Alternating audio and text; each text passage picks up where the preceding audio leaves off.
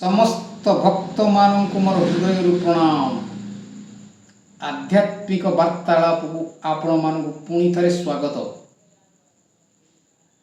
आज रामायण आउ गोटे कथा कहूँ, आसतु शुणा। भगवान भक्त को कौ भली चमत्कारिका बुद्धि आसे ताहार एक दृष्टांत उदाहरण रामायण रे देखिबा। आसतु। रावणर शत्रु थिले राम। लंकारे रावणर जेते सबु प्रजा थिले सबु जानी थिले जे रावणंकर परम शत्रु होउचंती राम। लंकारे सबुआडे प्रजा माने रावणर जय जयकार करुथिले, किंतु गोटे जागा थिला जोठी रामंकर जप होउथला। सेई जागा होउची विभीषणंक घरे।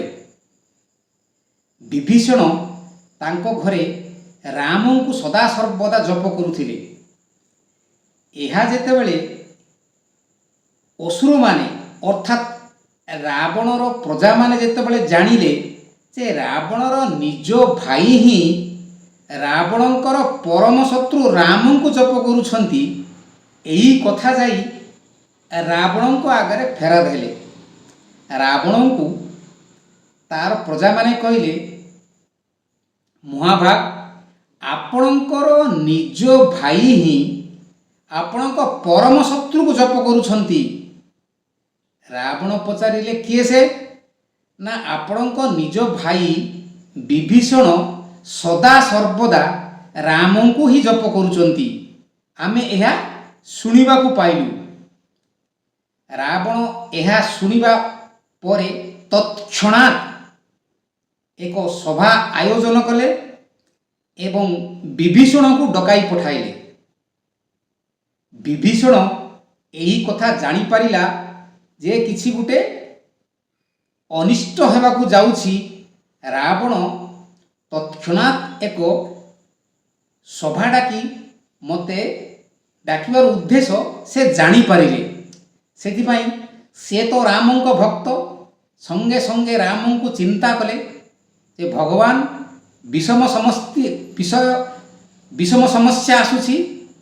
सेतेबेले भगवान राम सरस्वती की प्रेरणा कले जे तुमे जाई विभीषण कंठरे बस एवं उचित समय रे उचित व्यवहार आरंभ कर। विभीषण तापरे रावण को आदेश को ग्रहण करी से सभा मध्य को आसिले। आसिबा परे रावण सबु प्रजा मानक आगरे असुर मानक आगरे विभीषण को पचारिले जे तुमे भल भावे जानिच राम होउछंती मोर परम शत्रु, जहा सहित वर्तमान युद्ध होबा पई जाउछि मोर, ताहाकु तुमे मोर निज भाई होई मध्य मोर शत्रु को जप करुछ, शत्रुंकर जय जयकार करुछ। विभीषण हठात कहिले सेठी, भाईना मु कौनसी शत्रु को जानी नहीं कि कौनसी राम को मु मध्य जानी नहीं। मु केवल पिला दिनरु देखुची मोर भाईना एवं भाउजों को। ए भाईना को नाम हला रावण एवं भाउजों को नाम हला मंदोदरी। मु सेथिपई सबुबेले भाईना एवं भाउजों को ही जय जयकार करुची, तांको नाम ही जपुची।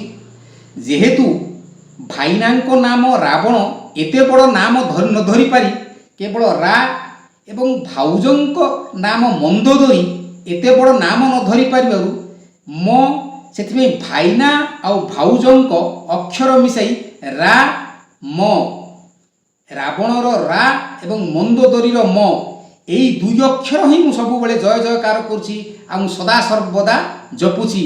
सेही राम को ही मु जानिछि, किंतु अन्य कौनसी आपणकर शत्रु को मु जय जयकार करू नहीं। एहा जेतेबेले रावण सुनिले सेतेबेले अति खुशी हे गले।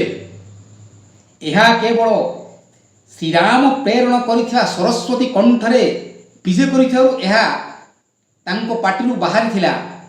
ରାବଣ ଖୁସି ହୋଇ ବିଭୀଷଣକୁ ସେଇଠୁ ଛାଡ଼ି ଦେଇଥିଲା।